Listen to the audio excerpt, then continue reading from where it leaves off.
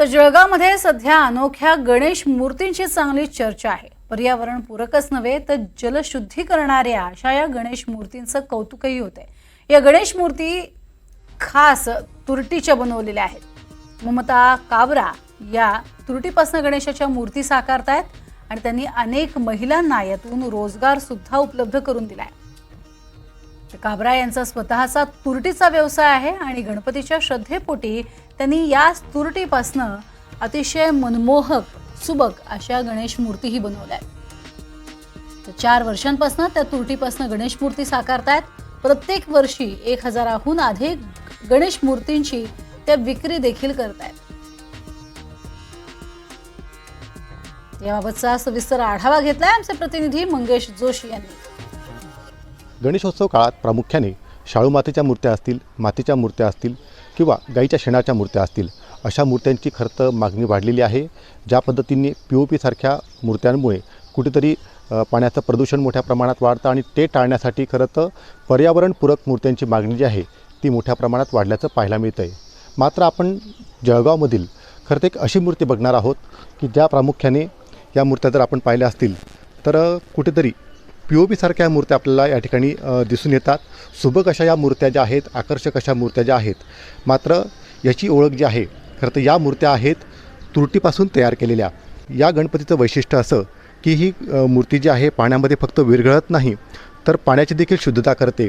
त्यामुळे या गणपतीच्या मूर्तीची केवळ जळगाव जिल्ह्यातच नव्हे तर राज्यभरातून आणि परराज्यातून देखील खरं तर मोठ्या प्रमाणात मागणी वाढल्याचं पाहायला मिळतं आहे। खरं तर ही कल्पना जी आहे ही सुचली जळगावमधील ममता काबरा यांना। आपल्यासोबत स्वतः या ठिकाणी ममता काबरा मॅडम आहेत। मॅडम, ज्या पद्धतीने खरं तर आपण ही ज्या मूर्त्या तयार केलेल्या आहे, कशी एकंदरीत ही कल्पना आपल्याला सुचली? पहले तो सभी गणेश भक्तों को जय श्री कृष्णा। इस मूर्ति की कल्पना जिस तरह से सूझी कि मुझे हमेशा से लग रहा था कि अपन फैक्ट्री के लिए अगर ऐसा कुछ गणेश जी का मोल्ड अपन तैयार करें और अपने खुद के लिए अगर अपन ये मूर्ति बैठाएं तो अच्छा होगा।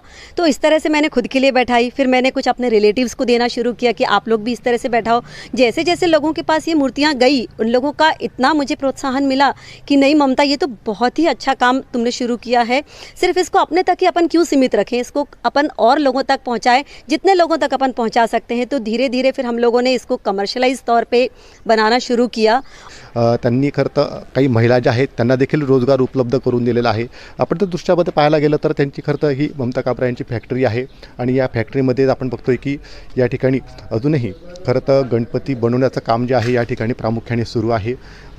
खऱ्या अर्थाने ही जी आपण बघतोय की ही खरं तर तुरटीची मूर्ती आहे आणि या मूर्तीला जे आहे अशा पद्धतीने या ठिकाणी खरं तर कोरीव काम करून जे आहे हे सजवली जातं आणि त्यानंतर खरं तर महिला असतील त्यामध्ये विविध कलाकृती, रंगरंगोटी या ठिकाणी करतात। एकंदरीतच खरं तर ममता काबरा यांनी आपल्या या फॅक्टरीच्या माध्यमातून खरं तर या तुरटीच्या गणपतीची निर्मिती केलेली आहे। दुसरीकडे पाहायला गेलं तर याच खरं तर गणपती निर्मितीच्या माध्यमातून ममता काबरा यांनी खरं तर या परिसरात असलेल्या चिंचोली गावातील महिलांना देखील रोजगार उपलब्ध करून दिलेला आहे। या ठिकाणी गणपतीची मूर्ती रंगरंगोटी करून खरं तर जे आहे चिंचोली गावात दिली जाते आणि त्या ठिकाणी मूर्तीला खरं तर विविध अलंकार असतील, वस्त्र असतील यांनी सजावट जी आहे त्या गावातील महिला करतात आणि त्या माध्यमातून त्या महिलांना देखील खरं तर रोजगार उपलब्ध झाला आहे। एकंदरीतच पर्यावरणपूरक या तुरटीच्या गणेश मूर्त्या ज्या आहेत खरं तर या पर्यावरणाचा ऱ्हास रोखण्यासाठी, पर्यावरणाचं प्रदूषण रोखण्यासाठी खरं तर सहाय्यभूत होणार आहेत। विशेष म्हणजे खरं तर विसर्जनानंतर याच तुरटीच्या गणपतीच्या माध्यमातून जलशुद्धी देखील होणार आहे। मंगेश जोशी, NDTV मराठी, जळगाव।